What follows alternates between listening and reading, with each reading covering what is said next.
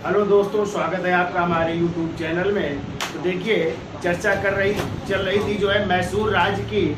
और मैसूर राज्य में हमने जो है चर्चा की थी कि मैसूर राज्य का उदय हुआ था किसके खंडहरों पर? तो विजयनगर साम्राज्य के खंडहरों पर हुआ था। ठीक है। और यहाँ पे कौन सा वंश स्थापित हुआ था? वाडियार वंश। ठीक है। और 18वीं शताब्दी के मध्य में हमने बताया था यहाँ के राजा थे वाडियार वंश के चिक्का कृष्णराज द्वितीय। लेकिन जो है पूरी जो है सत्ता जो है वास्तविक सत्ता उनके दो मंत्रियों के हाथों में थी, जिनका नाम था देवराज और नंदराज। एक सेनापति थे एवं दूसरे थे वित्त एवं राजस्व निरीक्षक हुआ करते थे। फिर हमने बताया था कि इन्हीं लोगों ने जो है हैदर अली को जो है एक सैनिक के रूप में जो है सेना में भर्ती किया। फिर उसको 1755 में कहाँ का जो है फौजदार बनाया गया? तो डिंडी गुल का फौजदार बनाया गया। और फिर डिंडी गुल में उसने हमने आपको बताया था कि जो है फ्रांसीसियों की मदद से क्या बनाया? तोड़दार बंदूकें और सैनिक शस्त्रागार की स्थापना की। ठीक है। फिर हमने बताया था कि 1761 में उसने मैसूर का तख्ता पलट करते हुए स्वयं क्या बन गया? शासक बन गया। ठीक है। और कई और राज्यों को या कई और क्षेत्रों को भी जीता था। बूंदी कनारा, बिदनूर, इन क्षेत्रों को भी जीत लिया था। लेकिन अंग्रेजों से उसकी टक्कर शुरू हो गई और इसी का परिणाम था प्रथम आंग्ल मैसूर युद्ध। तो कब हुआ था प्रथम आंग्ल मैसूर युद्ध? 1767 में शुरू हुआ था। और 1769 में कौन सी संधि हुई थी? मद्रास की संधि द्वारा ये समाप्त हुआ था। ठीक है। फिर इसके बाद द्वितीय आंग्ल मैसूर युद्ध शुरू हुआ और उसका कारण था अंग्रेजों द्वारा फ्रांसीसी बस्ती माहे पर अधिकार करना। और उस समय माहे किस राज्य के अधीन था? मैसूर राज्य के अधीन था। इस कारण हैदर अली से युद्ध हुआ, द्वितीय आंग्ल मैसूर युद्ध। लेकिन हैदर अली जो है पोर्टो नोवा के युद्ध में किससे? चार्ल्स आयर कोट से पराजित हुआ और घायल हो जाता है। और इसका एक घाव न भर पाने के कारण उसकी 1782 में क्या हो गई? मृत्यु हो गई। तब उसके बेटे टीपू सुल्तान जो है क्या बना? मैसूर का शासक बना। और उसने युद्ध को क्या रखा? जारी रखा। अंत में जो है 1784 में एक संधि हुई। कौन सी? मंगलौर की संधि हुई। और उस मंगलौर की संधि द्वारा द्वितीय आंग्ल मैसूर युद्ध समाप्त होता है। तो ये मंगलौर की संधि पर किसने हस्ताक्षर किए थे? हमने आपको बताया था। एक तरफ से अंग्रेज अधिकारी लॉर्ड मैकार्टनी और दूसरी तरफ से टीपू सुल्तान। और उस समय जो है बंगाल का जो गवर्नर जनरल था वो था वारेन हेस्टिंग। और वारेन हेस्टिंग ने चिल्ला करके कहा था कि ये लॉर्ड मैकार्टनी कैसा आदमी है, मैं अब भी विश्वास करता हूँ कि वो इस संधि के बाद किसको खो देगा? कर्नाटक को खो देगा। ठीक है। तो ये द्वितीय आंग्ल मैसूर युद्ध की कहानी थी। अब देखो इसी समय कौन शासक बन रहा है मैसूर का? टीपू सुल्तान। तो टीपू सुल्तान का जीवन परिचय देख लेते हैं, फिर तीसरे और चौथे आंग्ल मैसूर युद्ध की भी चर्चा कर देते हैं। ठीक है। तो देखिए टीपू सुल्तान, टाइम है 1782 से 1799। देखो टीपू का जन्म कब हुआ था? तो देखिए टीपू का जन्म हुआ था 20 नवंबर 1750 को। 20 नवंबर 1750 को हुआ था। और टीपू का मूल नाम था, देखिए टीपू का मूल नाम था सुल्तान फतेह अली खान साहिब। सुल्तान फतेह अली खान साहिब। पिता का नाम लिखिए। पिता का नाम था हैदर अली। हैदर अली का बेटा था।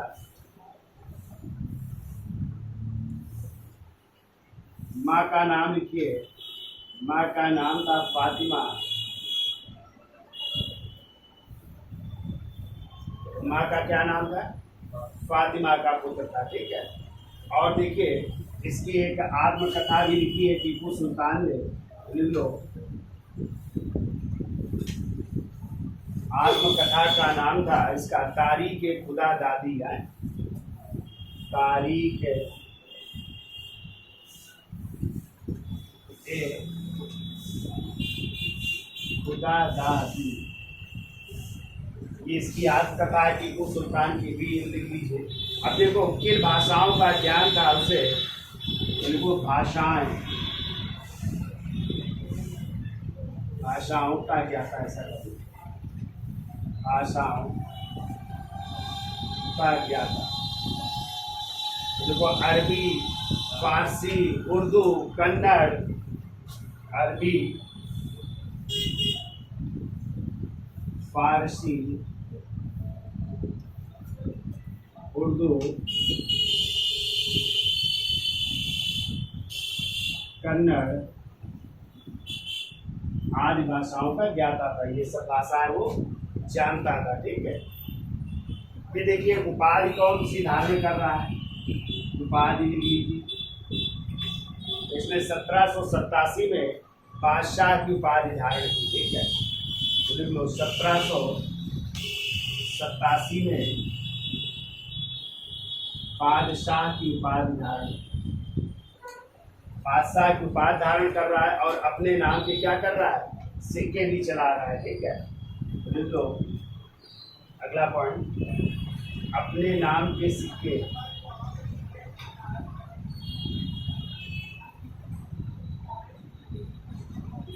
अपने नाम के सिक्के चलाए और वर्ष और महीनों के नाम भी आए उसने चलाए थे। तो देखो, और वर्ष तथा महीनों के नाम हिंदू नामों के स्थान पर अरबी नामों का प्रयोग किया। ठीक है, देख लो वर्ष तथा महीनों के नाम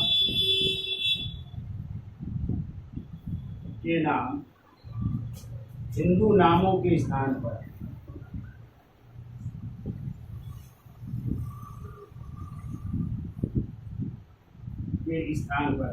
किन नामों का, अरबी आए, लिख लो अरबी नामों का प्रयोग किया। अरबी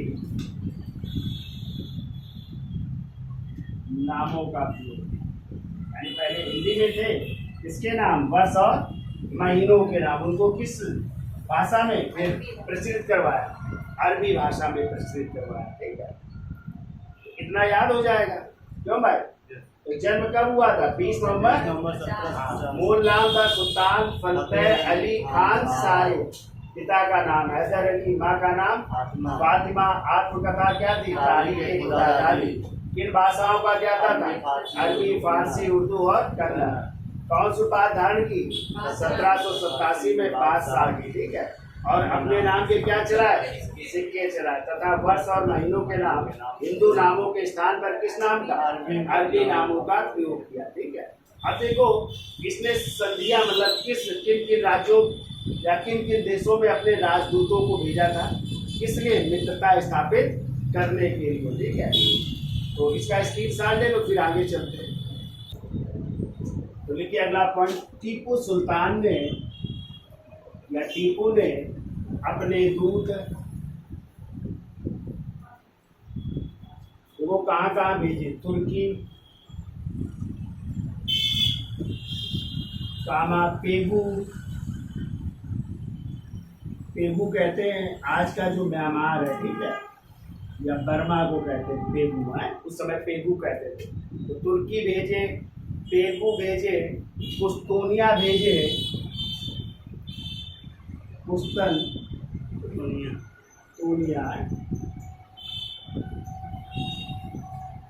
भेजे और कहाँ भेजे, फ्रांस भेजे। ठीक है,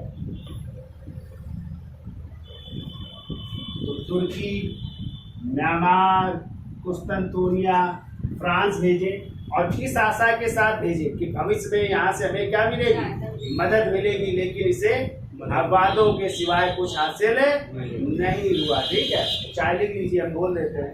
देखो अपने राजदूत कहाँ भेजे, तुर्की, पेगू, कुस्तोनिया और फ्रांस भेजे, या फ्रांस इस आशा के साथ भेजे, ऐसा लिखे, फ्रांस इस आशा के साथ भेजे कि वहां से उसे सैनिक मदद हासिल होगी। इस आशा के साथ भेजे कि वहां से उसे सैनिक मदद हासिल होगी, परंतु उसे भविष्य के वादों के सिवाय कुछ हासिल नहीं हुआ। परंतु उसे भविष्य के वादों के सिवाय कुछ हासिल नहीं हुआ।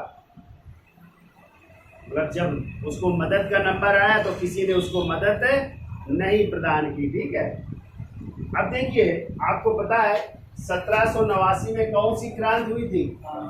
फ्रांस की क्रांति। तो देखो 1789 ईस्वी में फ्रांस की क्रांति से प्रेरित होकर, फ्रांस की क्रांति से प्रेरित होकर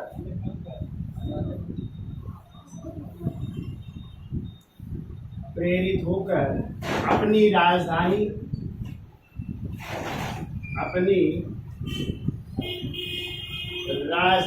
तो देखो मैसूर की राजधानी है श्रीरंगपट्टनम। क्या है?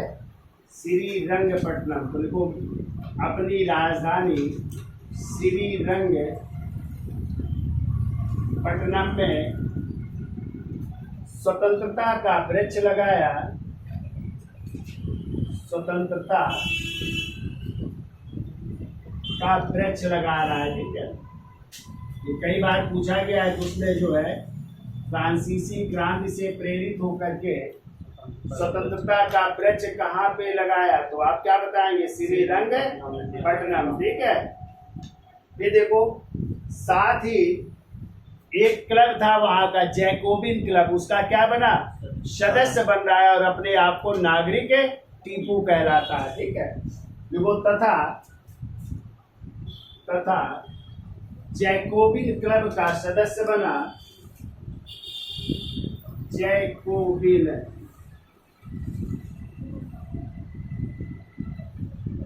क्लब का सदस्य बना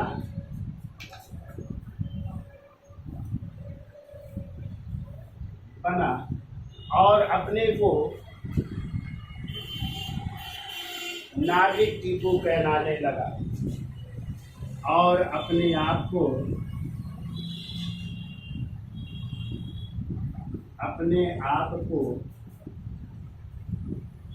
क्या कहलाने लगा? नागरिक टीपू कहलाने लगा। नागरिक टीपू कहलाने लगा।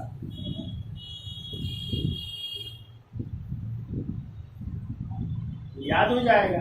ठीक है, तो कहाँ की क्रांति से प्रेरित होकर? कब हुई थी फ्रांस की क्रांति? तो अपनी राजधानी कहाँ पे? श्रीरंगपट्टनम। क्या लगवाया? स्वतंत्रता का वृक्ष लगा रहा है। तथा किस क्लब का सदस्य बन रहा है? जैकोबिन क्लब का सदस्य बन रहा है और अपने आप को क्या कहला रहा है? नागरिक टीपू कहला रहा है। ठीक है, अगला पॉइंट को, टीपू सुल्तान ने भारत में सर्वप्रथम, टीपू ने भारत में सर्वप्रथम बारूद का प्रयोग करा है। बारूद का प्रयोग कर चलने वाले रॉकेट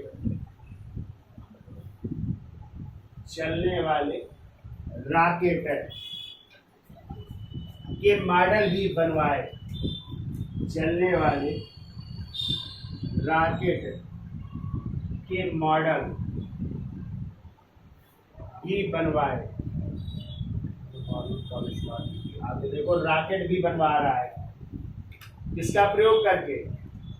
बारूद का प्रयोग करके। ठीक है, तो रॉकेट के मॉडल भी तैयार करवा रहा है। ठीक है, देखो अगला पॉइंट, टीपू की एक युक्ति थी। टीपू क्या कहता था? देखो टीपू की युक्ति थी, शेर की तरह एक दिन जीना बेहतर है। शेर की तरह एक दिन जीना बेहतर है जीना बेहतर है, और किसकी तरह? भेड़ों की तरह। ठीक है, लंबी जिंदगी जीना अच्छा नहीं है। देखो, लेकिन भेड़ की तरह, लेकिन भेड़ की तरह लंबी जिंदगी जीना, लंबी जिंदगी जीना अच्छा नहीं है।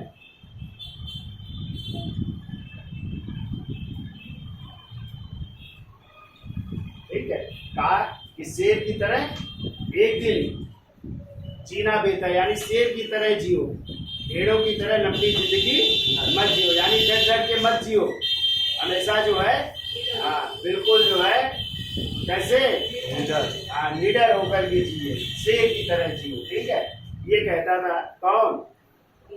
टीपू सुल्तान। ठीक है, तो इसका स्क्रीनशॉट ले लो, फिर आगे चलते हैं।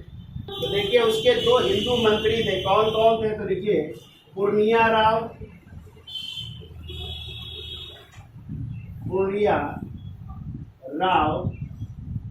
और कृष्ण राव।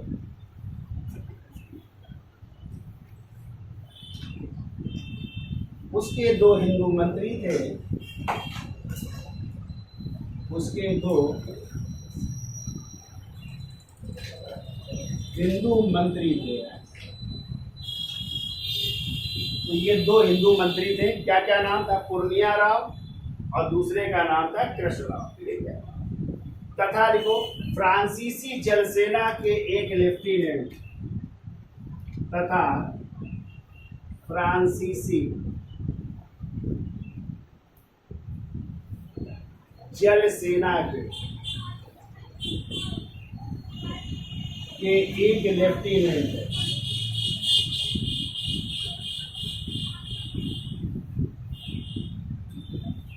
देखो, फ्रांसीसी जल सेना के एक लेफ्टिनेंट जिसका नाम था रिपो को नियुक्त किया। रिपो को नियुक्त किया।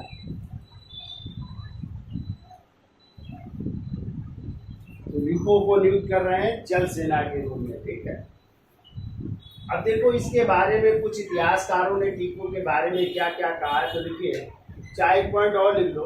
देखो, टीपू एक धर्मनिरपेक्ष शासक था। टीपू एक धर्मनिरपेक्ष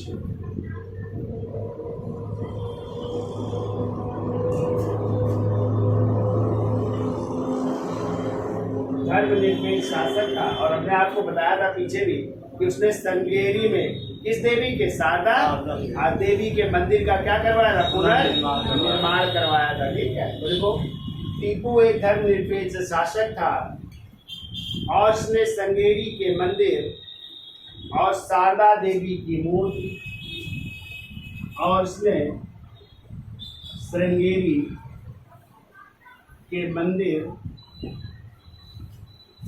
एवं शारदा देवी की मूर्ति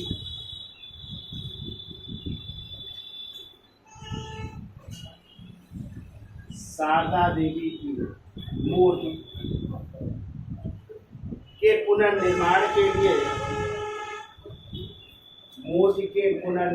के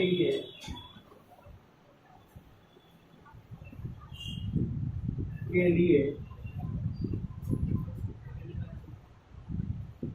सरकारी धन उपलब्ध कराया था। सरकारी धन उपलब्ध कराया, यानी अपने सरकार के राजकोष से क्या दिया था? धन दिया था। ठीक है, निर्माण के लिए। लेकिन थॉमस मुनरो ने, अगला पॉइंट, थॉमस मुनरो ने क्या लिखा है? देखो, टीपू नई रीति चलाने वाला अशांत आत्मा है। टीपू नई रीति चलाने वाला अशांत आत्मा है।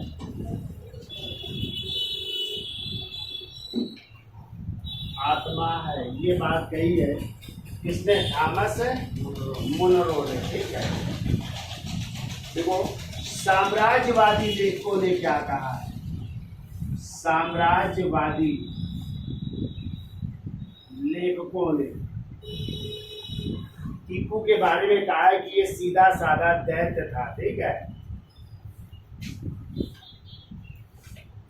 साम्राज्यवादी लेखकों ने कहा है यह सीधा साधा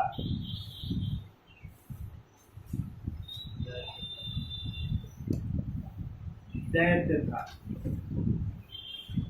तो ये कहा है किसके बारे में? टीपू के बारे में। ठीक है, तो साम्राज्यवादी लेखकों ने टीपू को कहा है सीधा साधा दैत्य कहा है। ठीक है, तो ये दोनों आप लोग याद रखिएगा, कोटेशन है। अब देखिए इसी टीपू के समय कौन सा युद्ध छिड़ेगा? तृतीय आंग्ल मैसूर युद्ध। कब होगा? 1790 में शुरू होगा और 1792 में समाप्त होगा। कौन सी संधि द्वारा? श्रीरंगपट्टनम की संधि द्वारा।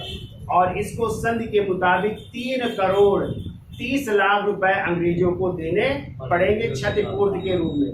और कहा जब तक ये आप धन नहीं दोगे तब तक आपके 2 बच्चे किसके पास?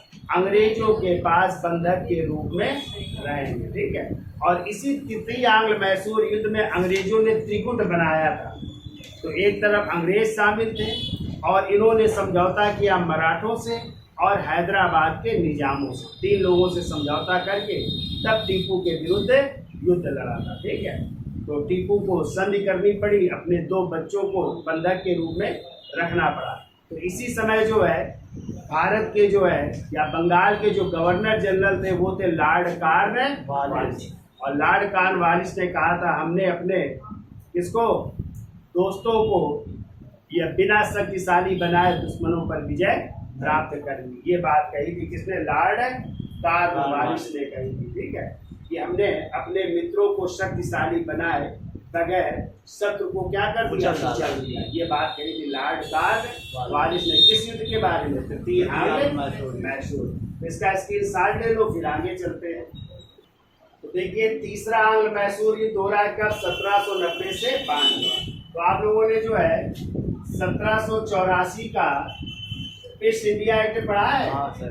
तो 1784 के ईस्ट इंडिया एक्ट जब आया तो इस ईस्ट इंडिया एक्ट में जो है अंग्रेजों ने कहा जो है अब हम कोई नया प्रांत नहीं जीतेंगे। ठीक है, अंग्रेजों ने नए प्रांत जीतने से मना कर दिया है। जीतने से मना कर दिया गया था। इस एक्ट में यही प्रावधान था कि अब हम नए प्रांतों को नहीं जीतेंगे। ठीक है, कि कंपनी नए प्रदेश जीतने का प्रयत्न नहीं करेगी। ठीक है, फिर भी देखो 1790 ईस्वी में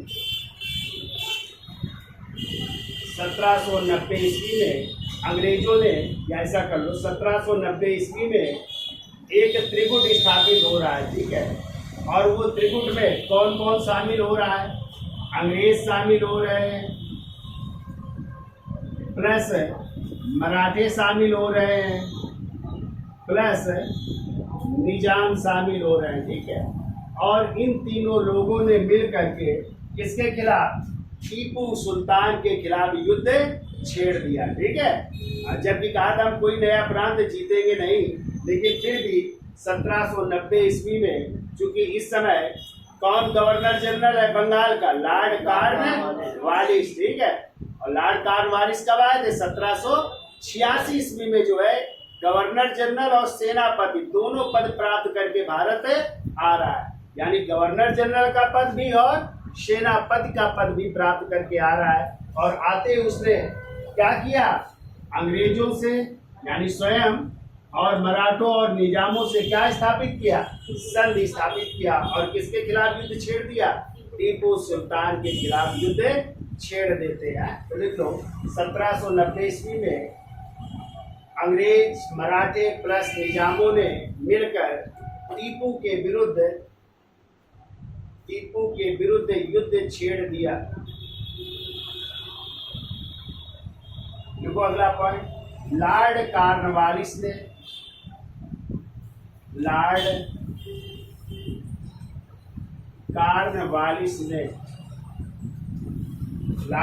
इस समय क्या है, गवर्नर जनरल है। टीपू के श्रीरंगपट्टनम स्थित किले को, टीपू के श्रीरंगपट्टनम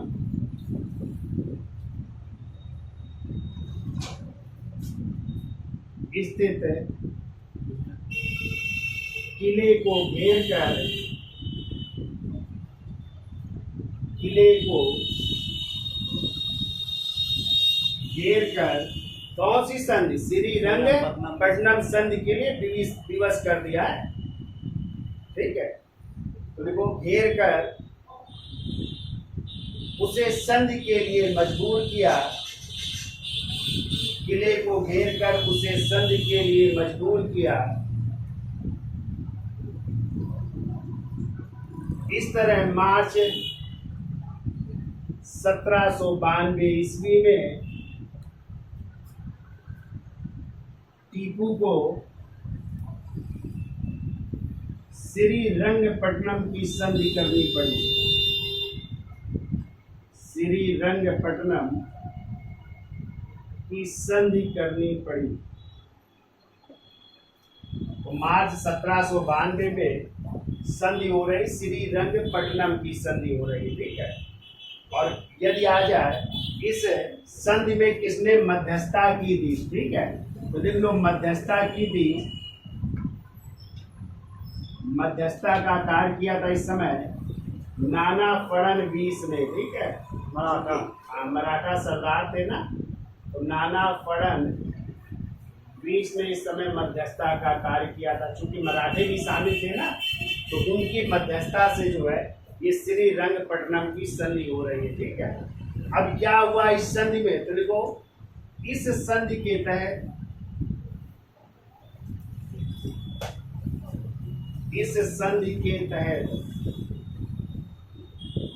देखिए टीपू को अपने राज्य का लगभग आधा भाग, टीपू को अपने राज्य का लगभग आधा भाग अंग्रेजों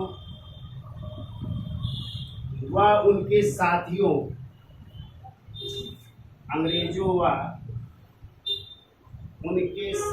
साथी में कौन कौन है, मराठा और निजाम है। देखो उनके साथियों को देना पड़ा,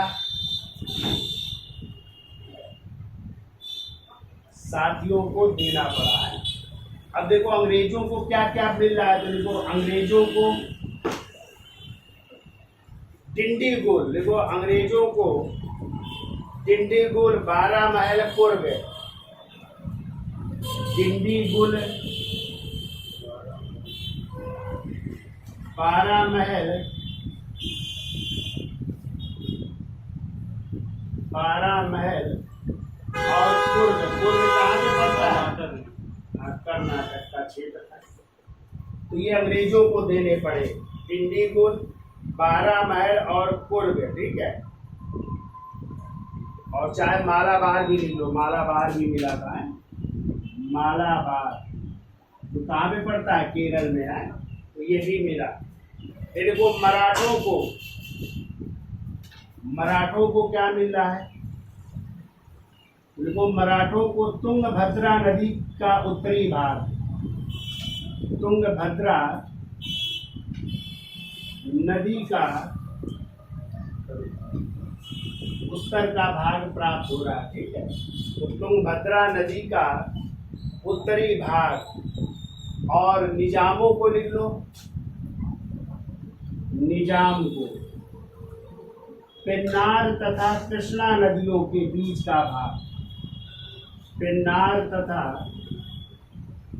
कृष्णा नदियों के बीच का भाग,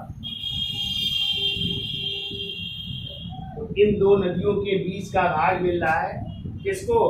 निजामों को प्राप्त हो रहा है। ठीक है, अब देखो क्षतिपूर्ति के रूप में और क्या देना पड़ा टीपू को? तो हमने बताया था 3 करोड़ 30 लाख रुपए हर्जाने के रूप में देना पड़ा। ठीक है, तो देखो टीपू को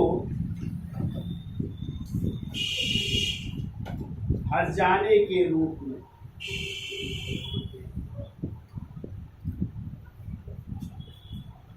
3 करोड़ 30 लाख, या आप कह सकते हैं 330 लाख भी कह सकते हो। है तो 3 करोड़ 30 लाख, कितने? 3 करोड़ 30 लाख रुपए हर्जाने के रूप में अंग्रेजों को क्या किया? देने का वायदा कर रहा है, देने का वायदा किया और कहा जब तक ये रकम नहीं मिलेगी तो टीपू को अपने 2 पुत्रों को, ठीक है तो लिख लो, टीपू को अपने 2 पुत्रों और उनके नाम दे लिख लो। एक का नाम था अब्दुल,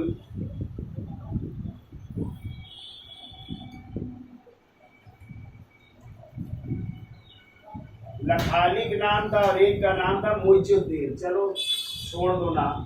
तो 2 पुत्रों को बंधक के रूप में, ऐसा कर दो, 2 पुत्रों को बंधक के रूप में अंग्रेजों के पास रखने पड़े, अंग्रेजों के पास रखने पड़े जब तक पैसा नहीं मिल जाएगा तब तक। तो कौन सी संधि हो रही भाई? श्रीरंग किसकी मध्यस्थता से? नाना फडणवीस। तो टीपू को अपने राज्य का आधा भाग किसको? अंग्रेजों और उनके साथियों को देना पड़ा। तो अंग्रेजों को क्या क्या मिला? डिंडीगुल, 12 महल, कुर्ग और मालाबार। मराठों को क्या मिला? तुंगभद्रा नदी का उत्तरी भाग, और निजामों को पिन्नार तथा कृष्णा नदियों के बीच का भाग है। और टीपू को हर्जाने के रूप में कितने लाख रुपए? 3 करोड़ 30 लाख रुपए देने का वादा किया। और जब तक ये रकम नहीं मिलेगी तो उसको अपने 2 पुत्रों को बंधक के रूप में कहाँ रखना पड़ा? अंग्रेजों के पास रखना। अब इस युद्ध के बारे में लॉर्ड कॉर्नवालिस ने क्या कहा उस कथन को भी देख लेते हैं। इसका स्क्रीनशॉट ले लो, फिर आगे चलते हैं। देखिए अगला पॉइंट देखो, तृतीय आंग्ल मैसूर युद्ध, तृतीय आंग्ल मैसूर युद्ध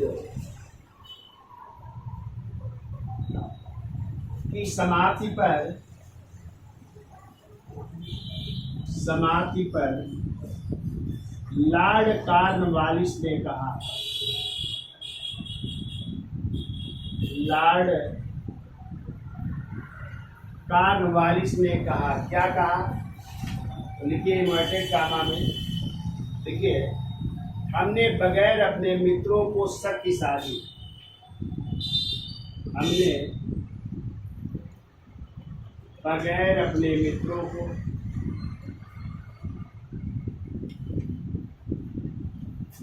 को शक्तिशाली बनाए,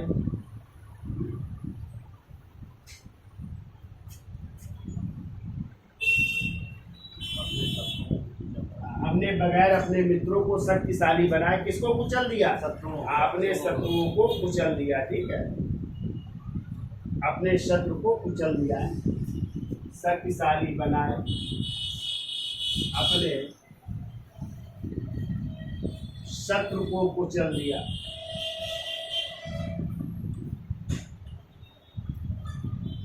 अपने शत्रु को कुचल दिया।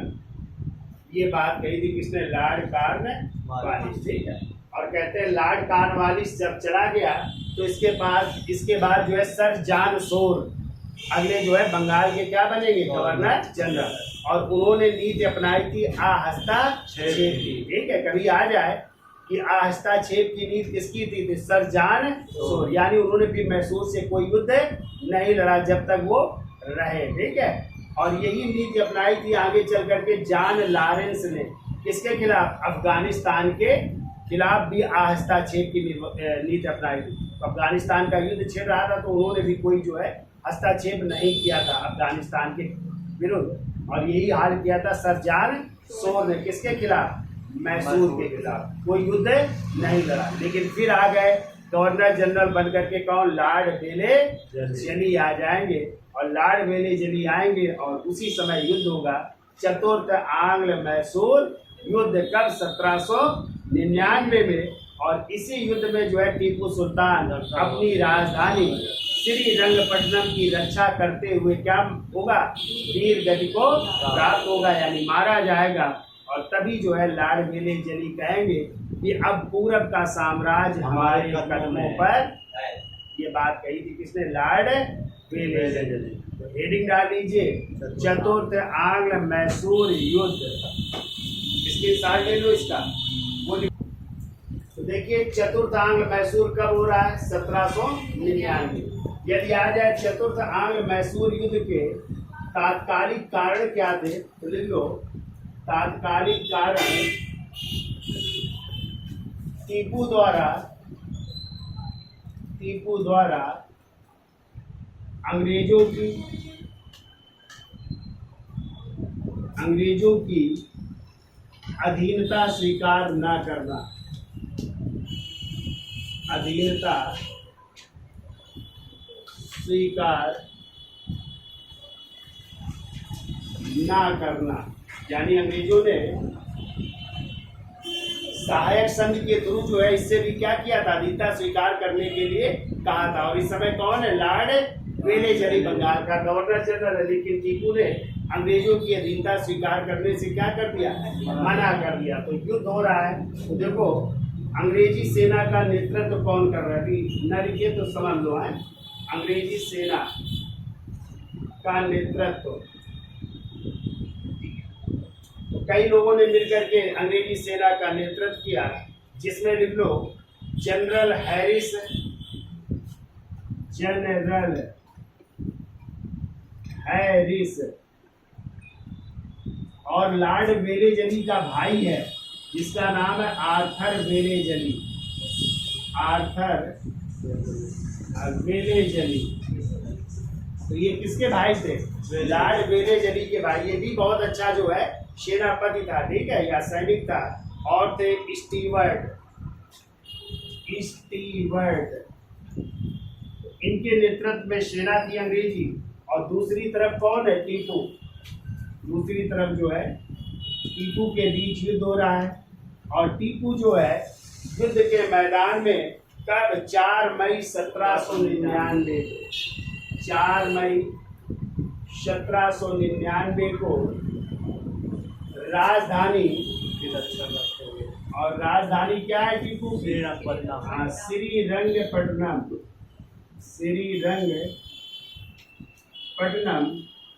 की रक्षा करते हुए वीर गति को प्राप्त हुआ, या मारा गया है, वीर गति को प्राप्त हुआ। तो कब मारा जा रहा है, 4 मई 1799 को मारा जाता है। और इसके परिवार के सभी सदस्यों को,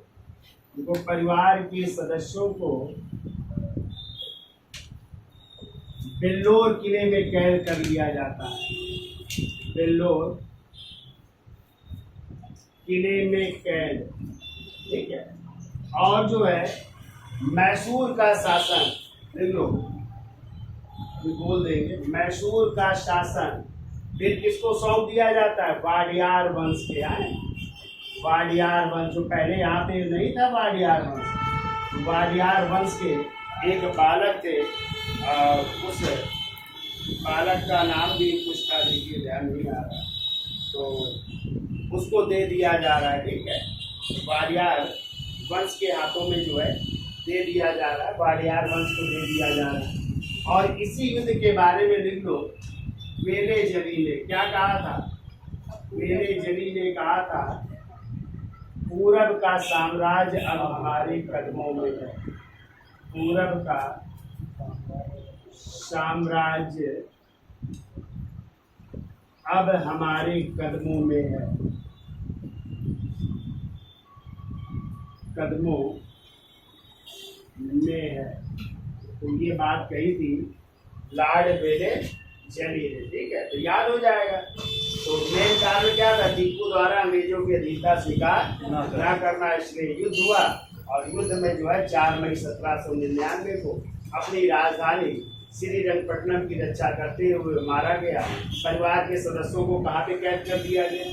अंग्रेजों के किले में कैद कर दिया गया।